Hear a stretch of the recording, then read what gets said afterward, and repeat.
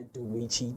And we summarize it, not gonna make it long. And then the third one is gonna be, why do women cheat? Because not only men cheat, women cheat out there, but they get away with a lot of things because they are women. And I don't want to get into that because the feminazi gang is gonna come for me, and I don't want to be botched.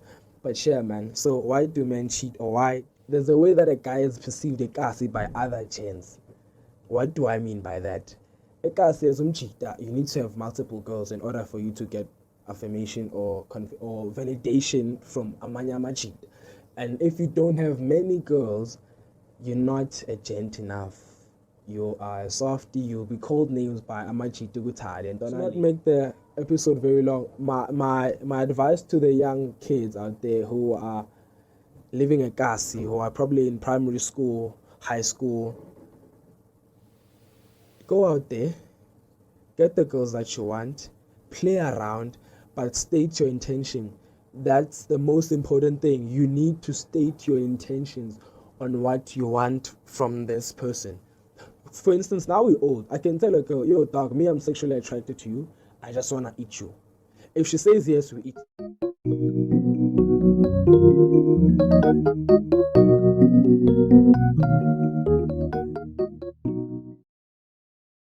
Hey Tada family, I am your fine Xhosa Gent Tabutube, and today we're back with the second episode of the podcast, which, by the way, we have a name, because on the first episode we didn't have a name, but in the second one we have a name which will be called the Unwind Sessions, right? I was hesitant about naming it the Unwind Sessions, but we ended up being like, you know what, it sounds okay, but let's name it.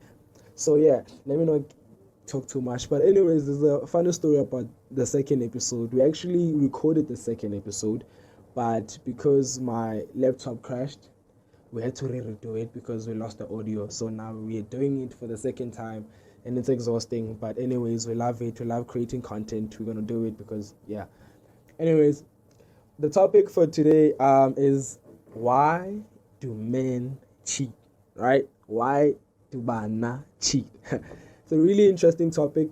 I'm not gonna be talking about Totaonkes in general. I'm gonna be talking about myself. But this episode is gonna have like 3 parts. The second part is gonna be me with a bunch of gents talking about why do we cheat, and we summarize it, not gonna make it long. And then the third one is gonna be, why do women cheat? Because not only men cheat, women cheat out there, but they get away with a lot of things because they are women. And I don't want to get into that because the feminazi gang is going to come for me, and I don't want to be botched. But yeah, man. So why do men cheat, or why do I cheat? Why do I used to cheat? Do I still cheat? I think I still do, but yeah. Anyways, let's get to it. So there's a story about why do I cheat, right? Or why I used to do the things that I used to do. So for people who grow up in Kasi, we all know that there's a stigma, or there's a stereotype of stereotype. But yeah, there's a way that you as a guy need to be. There's a way that a guy is perceived ekasi by other gents. What do I mean by that? Ekasi is cheater. You need to have multiple girls in order for you to get affirmation or validation from amanyama cheat. And if you don't have many girls, you're not a gent enough. You are a softie. You'll be called names by Amachi Tugutari and Donale. It's dumb. Yeah, bro. So you grow up with that peer pressure of wanting to have multiple girls because you want to impress the gents, the Grotmans, and the uncles. Because you also see your uncle, he has a wife, but he has 5 sides, or you don't know how many sides he has, but he has a lot of sides, and that is accepted by the community. So now you're like, if my uncle who's married does that, who am I to not do it? I'm not even married. So there's that perception in us says I'm a cheater, and we end up doing these things because we want to be accepted by the gents, by the Grotmans and the uncles. And my story, my dad passed away when I was 8, 7, but I was in grade 2. And I was a young boy, so I never had like a full experience or experienced him. So now, Ekaslami, every time I would be walking by, the guys who grew up with him or the guys who he used to drink with were like, oh, when are your father? Hey, when I was a pretty boy, he used to play girls. Every section, Ekasi, he had a girl. So now, Ekaslami, I just nang pazami, hey Nina, Maraya. So now, Ekaslami, my father was this type of person, and now me, I also have to go to follow in his footsteps because my father was that guy. So now I cannot be not that guy that my father was. I have to step in his footsteps and do what he used to do, which was womanize. Yeah, well, and also my older brothers were like, hey, when I go dini, you need to do A, B, C, D because that I go dini, I enjoy my time. So when you cannot be this type of a guy. So now I fell into the trap like any other guy from Ekasi. I don't know if this happens in the suburbs. I never grew up in the suburbs. I just go in the suburbs. But this is how it happens in Ekasi. So now I was like, you know what? Let me do it. And then from then on, it was happening, you know. I was gelling with Anele, but at the same time, I was busy with Spogazi. At the same time, Gunolele too. At the same time, there was multiple girls, and I got the validation I wanted from Mama Khrotman. No, the boy has arrived. He's just like his father, you know, and not knowing the damage that I was causing to the girls that I was with. Because remember, when you're young, you tell every girl, me, I like you. Me, I love you. Me, I want to be in a relationship with you. But you don't want to be in a relationship with them. You want to eat the nyash. You just want to show off. And you really do not like her. So, Lomtana Lona now falls in love with you or likes you, Mara when you really do not like her. And you end up hurting her, and you end up being called a dog, you end up being called names, you end up being trending on Facebook. That time Facebook was a thing, and Mix It, all those things, and you are called names. And when now you thought you were doing a good thing and you're not doing a good thing. So to not make the episode very long, my advice to the young kids out there who are living at Kasi, who are probably in primary school, high school,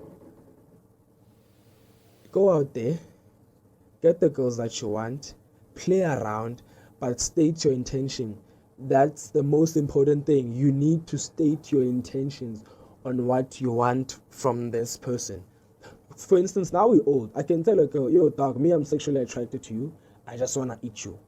If she says yes, we eat each other. If she says no, we don't eat each other. You just move. You don't be a dick about it and, you know, want to force yourself onto her.